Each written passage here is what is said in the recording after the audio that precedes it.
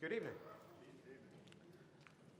All right, we are talking about marriage on Sunday evenings. We got a hiatus from that last week with our young men who all did a great job with their preaching, and I will have to admit to you, I was half happy to hear them and half happy to not be talking about marriage in front of my wife for a week. So that was a welcome reprieve last time.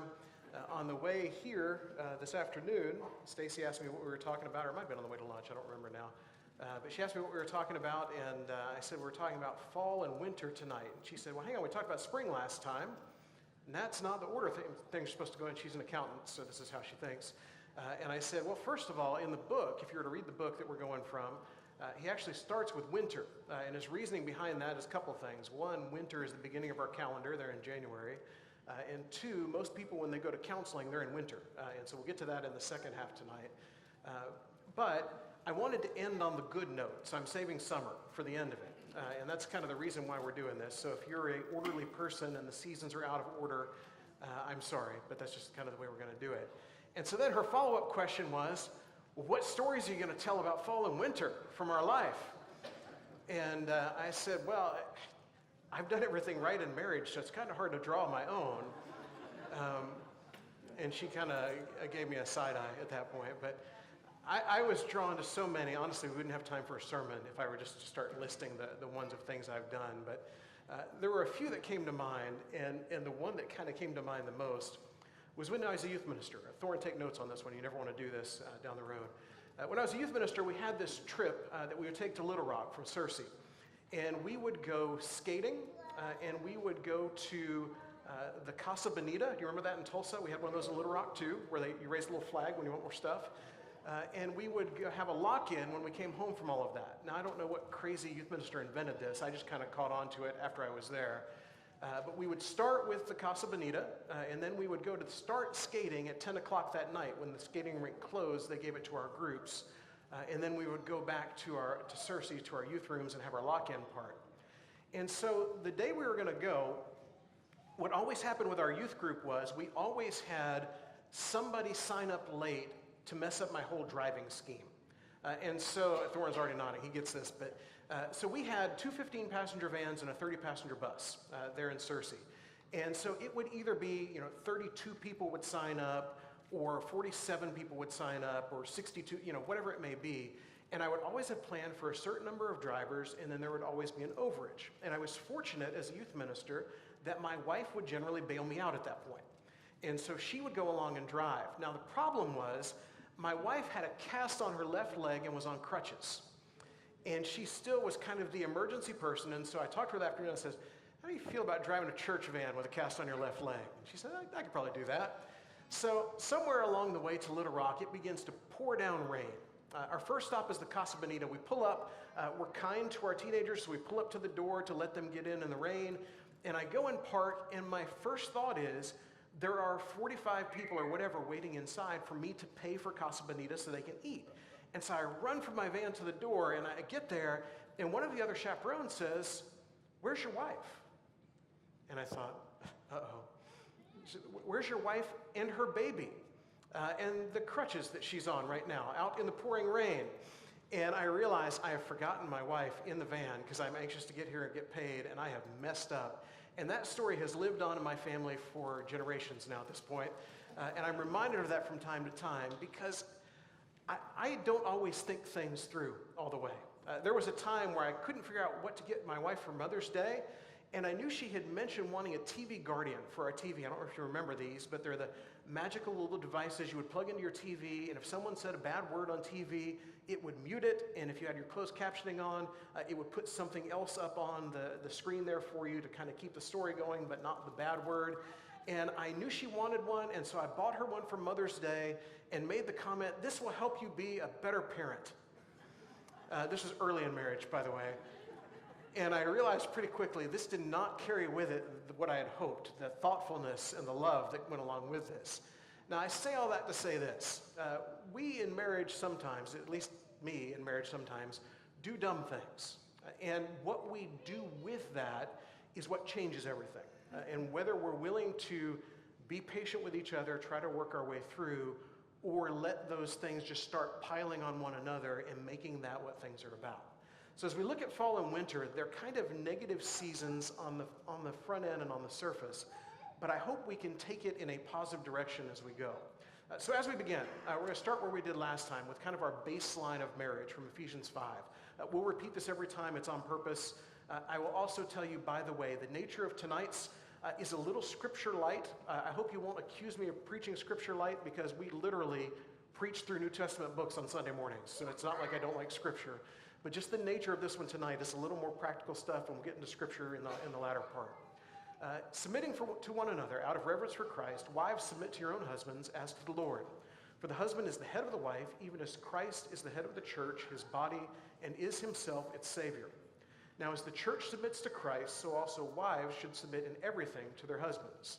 Husbands, love your wives as Christ loved the church and gave himself up for her, that he might sanctify her, having cleansed her by the washing of water with the word. So again, to remind you, if you weren't here last time, we are looking at marriage through the angle of the 4 seasons of marriage. This is a book by Gary Chapman. It's a quick, easy read. He is the 5 love languages guy. And I think if you like just to read things about making your marriage better, or you feel like you're struggling in marriage, this may be something that helps you out. There are a lot of practical stories in there about different couples and what they've gone through and how they've been able to get through and make their marriages better as a result. So he describes fall this way. The falling leaves is an apt analogy of what happens in the fall season of marriage. In early fall, the marriage looks fine externally. Outsiders may even comment on how happy the couple seem to be. But inside the marriage, things are changing. And when the chilling winds arrive, the deterioration of the marriage will be obvious to all. Fall becomes the prelude to winter. And the visual analogy he gives in the book is about North Carolina. I believe he lives in North Carolina, and he talks about how people will come from all around to see the leaves there in North Carolina for a certain part of time in the fall. We think of Vermont that way. We think of, I mentioned, I think last time, going through the Tallahena Mina Drive, and we had done that one year. We're about a week late. And I was laughing as I read his book, because he said something like, no one drives to the mountains to see bare trees. And I thought, we did. Not on purpose, but we did. And fall is beautiful, but we also know that what fall is doing is leading toward winter. And as we get to winter later in this tonight, understand not pretty winter, not like snow-covered hills and Christmas lights and all of those things, but bleak, cold, windy, icy winter. And so first of all, we'll begin here with fall. The emotions of fall. Fear. We talked last time about spring, and there's this excitement and everything that's new. With the fall of marriage, there comes this fear. There's kind of an unknown of, this doesn't feel right. I know something's wrong. I don't know exactly what it is or exactly how to fix it. There's a sadness. You don't get married because you're looking for fall. You don't get married because you want things to be difficult. You get married because you're in love. You get married because there's someone you want to spend your life with. And when that begins to change and turn a corner, sometimes the fear will lead you to a point of sadness. This thing that was happy then becomes sad. Apprehension. We're kind of walking on eggshells because you're afraid you're going to say the wrong thing. You've done something that has set something off and you don't even realize what it is, and so you're very cautious about what you will do. There was a time as we were preparing to get married that I was supposed to take my brother-in-law to go pick up his tuxedo for the wedding. And I forgot I was supposed to take my brother-in-law to go pick up his tuxedo for the wedding. So everyone had their tuxes except for my brother-in-law, and my wife was kind of annoyed with me, and I didn't even know what I had done. We're getting married, and everything's supposed to be happy, and then I realized, I was supposed to take him to get the tuxedo, and I forgot. And she's doing all of this work and all of these things of decorating and preparing and all of this stuff, and I had two jobs. I'm supposed to show up, and 2, I'm supposed to take my brother-in-law to get his tux, and I missed one of the 2, and she's probably thinking, he's going to do the other one. Do I want him to do the other one? I don't know. But there's an apprehension that comes. Rejection. You have felt so loved by that other person not too long ago, and now you just feel kind of rejected, and feeling unappreciated.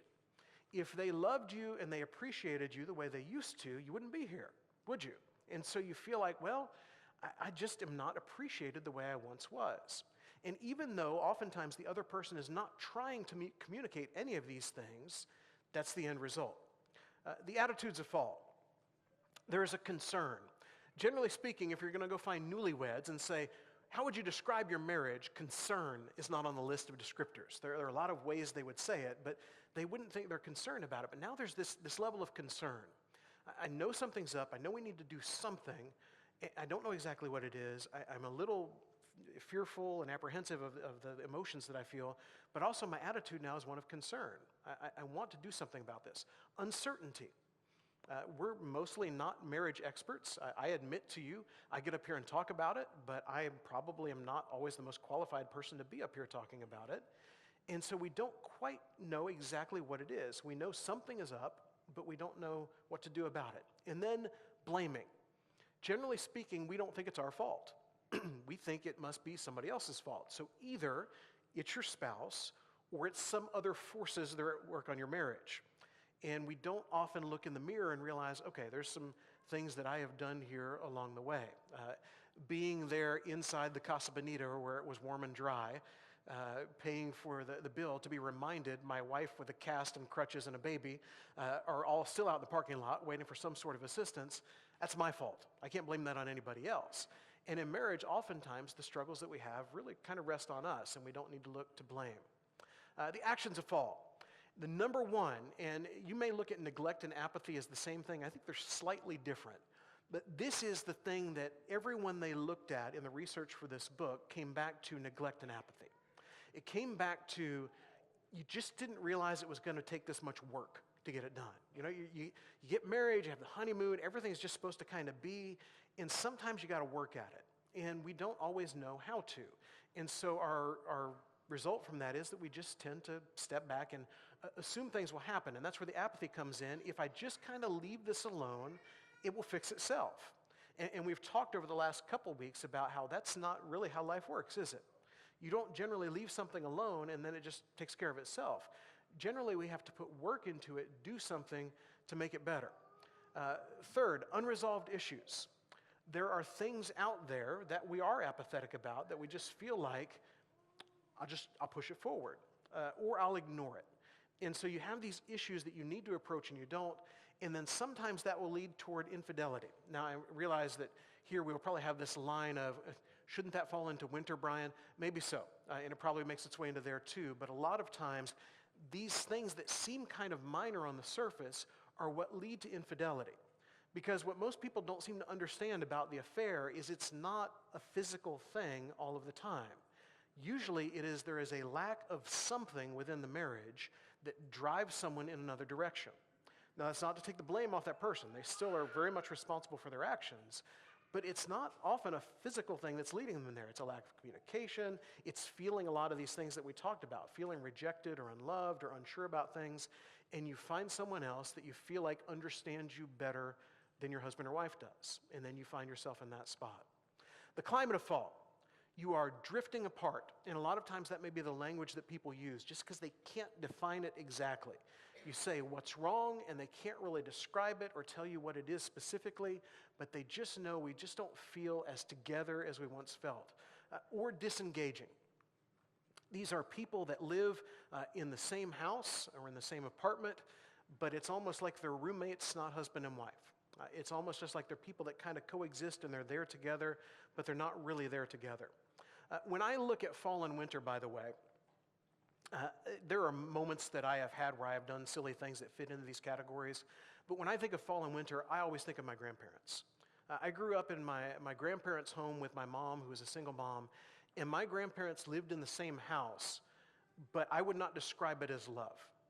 They were married because you got married and you stayed married in their generation. That's how it worked. But there was nothing about that relationship that I would look at and think, this is exactly what I want in marriage somewhere down the road. Or I would think to myself, man, these people are so in love. They slept in separate rooms for as long as I can remember. If there was a discussion that went more than just a few minutes, it generally turned into an argument of some kind. There was a lot of yelling, a lot of misunderstanding, if there was communication. But most of all, it was like people living separate lives under the same roof. And so when I think of disengage, I think of that. And that is not what God designs marriage to be. And then fall can lead to winter. And winter looks like this. The emotions of winter are hurt and anger and disappointment and loneliness. And these are not ways you want to describe your marriage relationship, and yet for a lot of folks, this is where you get. Maybe some of you feel like you are here or on the border of here now. Maybe some of you have been here at some point in life, but this is hard to go home to. This is hard to feel comfortable in because you feel hurt by the things the other person does. And then even when they are doing things that do not have the intent of hurt, they come across that way because that's what you're looking for and that's what you're expecting. You get angry at things that did not used to make you angry. You're disappointed frequently because they forget things, even though they've always forgotten things, but now it just kind of piles on. You're disappointed because they don't know the thing that you want and you wish they understood. And then as a result of that, you feel lonely. You just feel kind of alone in all of it. Maybe you feel like you're the only one making an effort. The attitudes of winter are negativity. And we know people who are like this, or maybe we are people who are like this sometimes, where just whatever happens, it is the negative side of it that we see. Discouragement, you just feel like everything is going wrong, you're frustrated, and at some point you just kind of begin to feel hopeless. And like I said, when you feel all of these things, it's easy to see why people begin to drift apart, why people feel disengaged, and why a lot of marriages will stop, because this is hard to work its way through. The actions of winter are destructive, so we're doing things not to build up the relationship, but things that tear the relationship apart. Even if that's not our intent, that's still what happens. Harsh words. You speak to your spouse in a way that you never would have imagined speaking to your spouse before, or maybe you are spoken to by your spouse in ways that you wouldn't imagine. I was watching a Dateline the other night. I'm a junkie on the Dateline things. I was watching Dateline the other night, and there was this guy who had been killed. They thought his wife did it. This is kind of the theme of Dateline a lot of the time. But they were talking to all this guy's friends who all talked about what a wonderful man he was and how they just could not understand how anybody could not like him. But what they did not know was the wife had recorded him and recorded how he talked to her. And people were just astounded by it. Astounded by the fact that this guy on the outside, kind of like The Fall, this guy on the outside where everything looked right, was just mean to his wife when people were not around. So we have harsh words, or sometimes the other end of that, it's silence. We just don't talk at all. We have nothing to talk about. A lot of times, by the way, these fall and winter things, they don't happen because there's anything horrible going on. They don't happen because we don't like each other. A lot of times they happen because for years and years and years, your lives were built around your kids. And then at some point, your kids leave home and they go off and they have their own lives.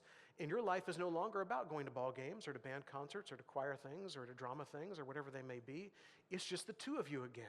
And you have to learn all over again what it is to just be the two of you. For some of you who had kids very early in life, it was never really just the two of you. There was just a very short period of time where that happened. I'll tell another one on myself before we move on.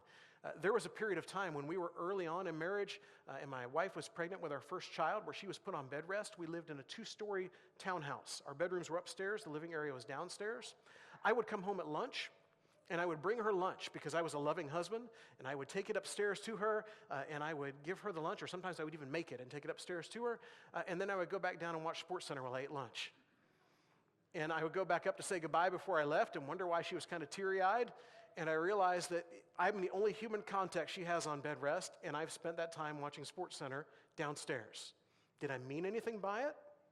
No. Was it dumb? Yeah. It was a foolish thing to do, and I'm don't nod too much, very fortunate I have a patient wife that has seen me through all of that, but sometimes we do silly things. And then oftentimes abuse becomes a part of that, and sometimes that's a physical thing, sometimes it is just a verbal thing. And if you have been on the wrong side of verbal abuse, you understand physical abuse is an awful thing, but verbal abuse can have every bit the effect on a person's psyche. In the climate of winter, you are detached, so again, it's like you're just two people living separate lives in the same place. And if you were to describe this in some way, which is why I really like the winter imagery here, it is bitter and it is cold. And you can, the people around you, by the way, who saw fall and the pretty leaves and stuff on the outside that are beginning to sense something is up, sometimes they can even feel the bitter and the cold coming off of that relationship. And so there is a struggle within our marriages if we get to the point of fall and then later of winter. Now, trials of marriage can pull couples apart. There is no doubt of that. And I think we see evidence of that sometimes in our lives, maybe in our close family members or friends or coworkers, or just in our world around us, we see a lot of that kind of thing. I want to remind you when we started the book of James, what we read at the beginning of James. Count it joy, my brothers, when you meet trials of various kinds, For you know that the testing of faith produces steadfastness, and let steadfastness have its full effect, that you may be perfect and complete, lacking in nothing. So trials can pull couples apart, but trials can also draw couples together. And we, as much as we feel like we're out of control in all of that, we can choose. We can decide, okay, I'm going to allow this to pile on the last thing, or I am going to instead realize that we are together in this. And I'm not going to let these be things that drive a wedge between us, but instead we are going to make these things that make our relationship stronger. And I could tell you lots of other stories, by the way, that are probably harder to tell, that are trials that we have faced that were not necessarily one of us being dumb or the one or two times in the 20-something years that Stacy's done something dumb that have been a frustration, but more things where it's just a situation we had to deal with together that have made us stronger together. I think I've mentioned to you before, but in our first year of marriage, she had the chicken pox, I had the flu. We moved from an apartment into her house and my apartment into an apartment together. We both changed jobs. We got pregnant, lost a child, all in the first year. And we have said many times since then, if we could survive that within a year's time, what else is there? And I almost hate to say that because I know there's a lot of else out there, but we can choose to make these trials things that draw us closer together. Now, that's not to say it's all perfect. And when Stacy does nod, kind of jokingly at times, I hope, there are still times where it's not always right. I still do dumb things. Occasionally, she'll do something dumb too. We don't always think of each other the way we should. And there are still struggles within marriage. We're like everybody else. But we can choose with those things to remember that we're on the same team in that, or to let those things push us further apart. So, rigidity, which is another way that winter is described. And I think we can understand that too. You think of things that freeze and then break because they're frozen. There's the rigidity that comes with winter, but that rigidity, if we're careful about it, can lead us to hope. It can lead us toward winter and the dissolving of a marriage, but it can also lead us back in the other direction. So communication is the essential for all of that. And we're going to look here at what Scripture tells us about communication, because I think they apply to communication in general, but I think they especially apply to communication within the context of marriage. So first of all, in Psalm 19, verse 14, let the words of my mouth and the meditation of my heart be acceptable in your sight, O Lord, my rock and my redeemer. Or as the NIV will put it, and I like it a little better, be pleasing in your sight. So first of all, our communication should be pleasing to God. Have you ever thought about the way you talk to your spouse should not just hopefully help with communication between the two of you, but the way you talk to her, the spirit, the tone, or to him, the spirit, the tone, the words you choose, what you call them, what you don't call them, should be things that please God. We should be talking to them in such a way that if God were there listening to us, and spoiler alert, he is, so if he's there listening to you, he should be pleased by what you're saying. Now think back in your mind, how many times have we got a little too angry, gone a little too far with what we're saying, felt justified, felt vindicated, had the perfect argument to win, all of those things, but is the thing that we're saying, is that pleasing to God or is it not? And I think as husbands and wives, we should be striving for this. We should not just be trying to communicate with each other, but also please God in the process. Also in Proverbs 12 and verse 18, there is one whose rash words are like sword thrusts, but the tongue of the wise brings healing. So our communication should also be healing. We should, as we talk with one another, we've already talked about peacemaking within the relationship, we should be trying to heal with our words. How can the things I say build the other person up?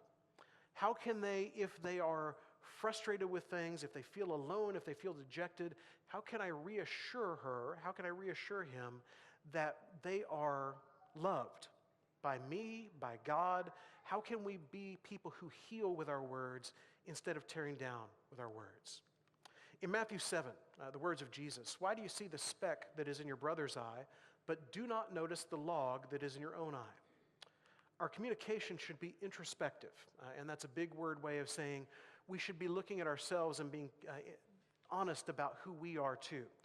Realizing as we communicate with each other that if I'm about to try to pin you down with a thing you've done or said wrong, there's probably something I've done here too that I could admit. There's probably something I could do here to be different and to be better. I could have gone to my wife in that van and said, why didn't you honk your horn at me? Why didn't you pick up a cell phone? And I don't even know if we both had cell phones at that point. But why didn't you let me know somehow that I was forgetting you? That was my fault. I couldn't turn around and blame that on her if I wanted to. And oftentimes in married life, we're so worried about winning that we forget that when you win an argument, you don't really win an argument, do you? You feel better for about 10 seconds, and then you realize, oh man, I messed up even more by winning the argument. I should have just let this thing go. So we need to be introspective as we communicate. In James 5, kind of a prelude to 2 weeks from now on Sunday mornings, but in James 5, he says, therefore confess your sins to one another and pray for one another that you may be healed.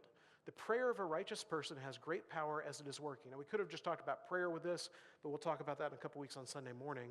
But here we see our communication should be confessional. So if I have done wrong in this situation, whether you have done wrong or not is not the point.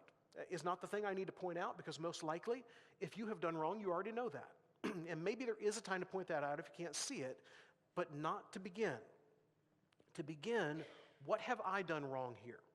How could I have done this better? There was a time my wife reminded me of tonight that I've tried to forget for years and years, that when I was early in married life, I had a good friend, Gray, that was another youth minister across town, and Gray and I had a lot of the same interests. And so occasionally Gray and I would go out to lunch together, or Gray and I would go see a movie together because it was some kind of movie that Stacy didn't care about or whatever. And she would jokingly on occasion say, do you have a date with Gray tonight?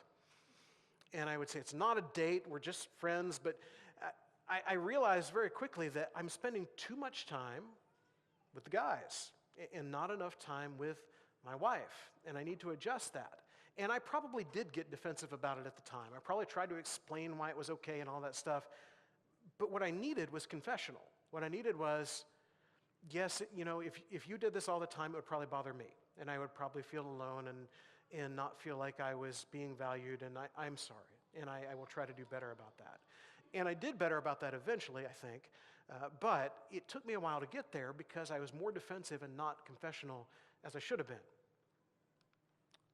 Hope if I didn't turn that off. All right. In Proverbs 18 and verse 13, we read, if one gives an answer before he hears, it is his folly and shame. So our communication must include listening.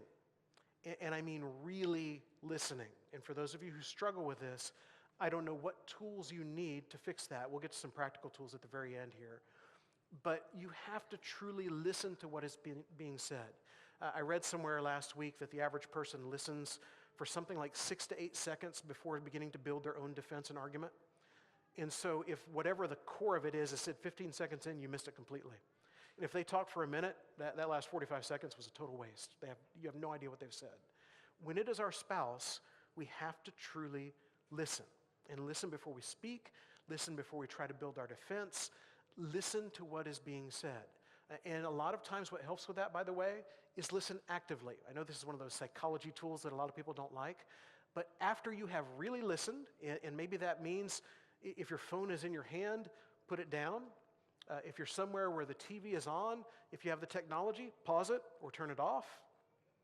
And then look eye to eye and listen. And once they have said what they said, then maybe say to them, what I believe you said is, and try to summarize it in your own words. And you will find out a couple things. One, if you've really done pretty well with that, this is very helpful for them to know that you've listened. But two, if you misinterpret it, you get a second shot. And so now they can tell you, no, this is what I was trying to say. Because any real good communication begins with listening. And then in James 1:19 that we read several weeks ago on Sunday morning, know this, my beloved brothers, let every person be quick to hear, slow to speak, slow to anger, for the anger of man does not produce the righteousness of God. Our communication should be de-escalating. And maybe this fits in a little bit with the peacemaking and all that too. But we should be people that as we communicate, we're not trying to rev it up. And again, I mentioned my grandparents early on. My grandparents were good at revving it up. Each of them knew exactly what buttons to push to make the other one go just a little bit higher. And they would just go back and forth with each other. And I will tell you, as a small child, my assumption was this is what married life looks like. This is the example I had. And so married people have got to be really good at yelling at each other. And they've got to be really good at getting upset with each other, and then they go to their separate rooms and they cool off for a while. And then when we go out in public, they act like everything is fine. This is married life. Unfortunately, a lot of people in our world do married life this way. Because when they communicate, it's to win. When they communicate, it's to demean the other person. When they communicate, it's to come out on top, the way we communicate in so many other ways of life. It's like a political debate there in your house, and you're just trying to win the debate. Instead, we should be people quick to listen, slow to speak, slow to become angry, because the anger does not produce the righteousness of God. We want to be people who are righteous before God. We want our communication to please Him, and so we want to be people that are trying to bring things down. I don't know what that looks like in your relationship. I think it's different for everybody. I am a person that when we have a disagreement, I want to settle it right then and there. I don't want this thing to, you hear don't let the sun go down on your anger. I don't want the clock to tick to the next minute on our anger. I want to just get done with that. My wife realized, especially early on in marriage, that if we did that, and it was something that I had really pushed her buttons on, she's going to say something that is not going to help the situation. And most likely, by the way, she'll be right about whatever it is. But what she says is going to so knock me off my feet that it's going to really mess things up, and so she would leave the room. Now, for me, that's not how it's supposed to work. I'd watch my grandparents go toe-to-toe for years and years and years. And when you leave the room, that's like the ultimate sign of disrespect. It's like, I'm not even going to talk to you. I'm just leaving the room. She wouldn't say that, but that's how I took it. And so we had this struggle of how do we de-escalate here? She had her way of doing it. I probably had my way of doing it. But gradually, we began to learn this is the way to get there. The struggle in our culture, by the way, is people don't stay married long enough to figure this out. People reach several of these in a row, and they think, I don't want to live like this. And so they give up. For us as Christians, we are called to something higher. For a lot of you who are here, especially the Sunday night crowd, you have traversed this ground. But I will tell you, there are a lot of people, especially in younger generations, that don't understand because all they see is the shiny, nice side of all of us. They assume it's like this all the time. It's not like this all the time. We have all had these struggles. And I will tell you that if we try to have words that de-escalate, that make peace, we can work our way through these things. So let me give you some tips on good communication for couples. These come from Prepare Enrich, which if you were to come to me for premarital counseling, this is what we would use. And we would talk through a lot of these things, and you'd also do a lot more than this. First of all, give full attention. We talked about that already. Tune everything else out. And let me tell you, by the way, try not to skip ahead too much. I know that's hard to do when I put them all up here. Let me tell you, when you give full attention, this doesn't just have to be in the moments when you're having a serious discussion. Guys, especially, if your wife walks in the room and you are watching OU or OSU or even Alabama football, and she walks in the room, what if, especially if you have the pause technology, what if you pause that game, or mute it if you don't, or turn it off, oh wow, and talk to her for a few minutes? Do you understand what that communicates? She knows how much you love whatever that is. Or ladies, whatever your version of this is, what if you just stopped that and talked for a few minutes? So one, give full attention. Two, focus on good qualities. Okay, that person that you married, there was something you liked about them in the first place. I don't know what that was, something different for everybody. But there are things that drew you to them. There are things that held you there. There are things that you just imagined about them when it came to married life that they are just so perfect in every way. What if you focus on their good qualities and begin there? Now, we'll get to the struggles, but start with the good. Third, be assertive.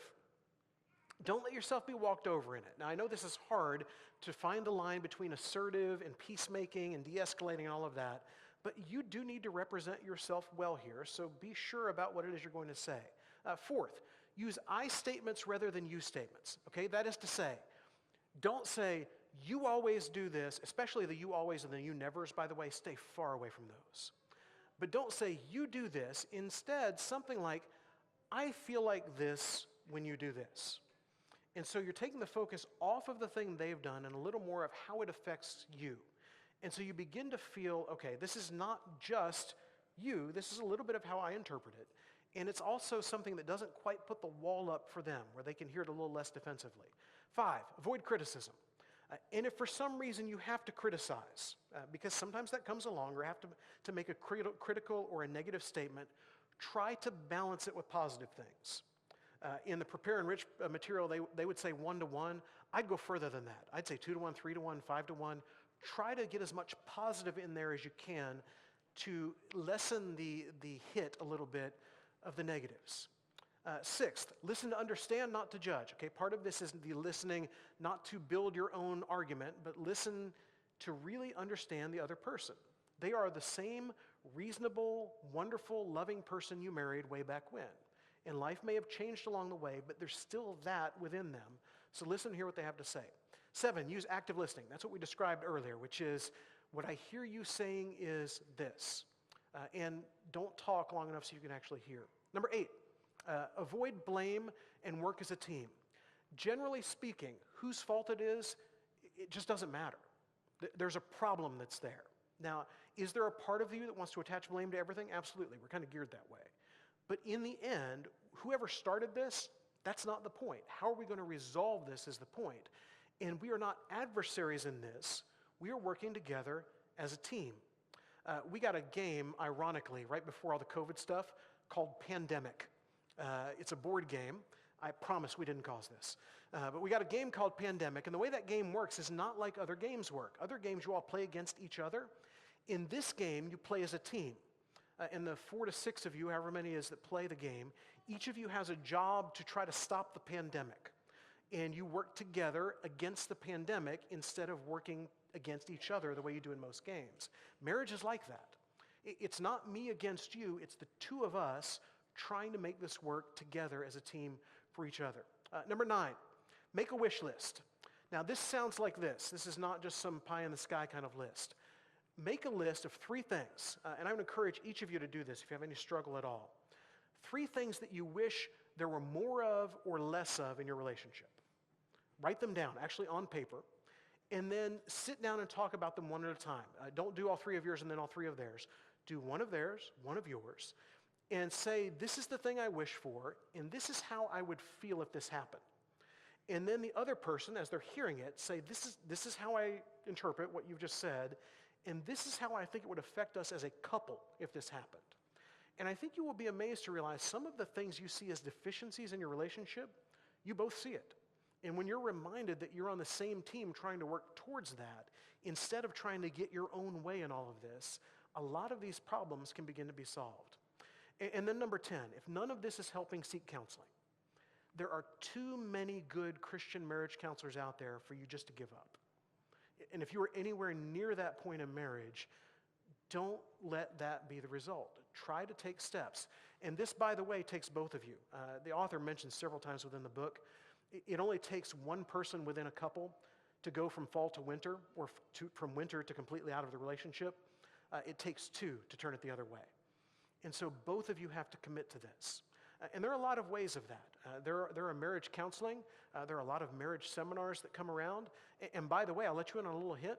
For both of those things, you don't have to be in fall or winter for either of those. We actually have reached a point in our culture now where people can go to a marriage seminar and their marriages are actually fine. And they're just going there to learn, how can I make this thing better? What else can I do? And so there are things we can learn from that. If we are intentional rather than apathetic, and apathy is kind of the key piece of both fall and winter, if we're intentional about those things, fall and winter can also lead back to spring or summer. And sometimes you might skip the kind of in-between ones altogether and just get yourself straight to summer, which is what we'll talk about next time, where a lot of the positives are.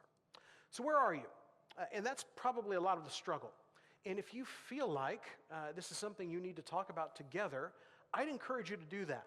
The author mentioned multiple times in the book that there were times where the wife came to him and said, they were at a marriage seminar or maybe at a counseling session. She said, I feel like we're in fall or on the edge of winter, or maybe we're in winter and I'm really concerned about where it goes from here. And he had asked the husband where they were, and the husband said, summer. Everything's great. No problems at all. I don't even know why we're here. Sometimes we just don't get it. Sometimes we don't realize the struggle that is there. So if you are unsure about this, I'd encourage you, talk about it together. And talk about it again in a constructive way, not in a way that makes things more difficult. So tonight, are we people whose communications honor God? Because whether you're married, single, widowed, anything like that, the things we say should be things that honor God, and the things we say to each other in our marriages and in all our relationships should honor God. And if you don't do that, I'd encourage you to change it today.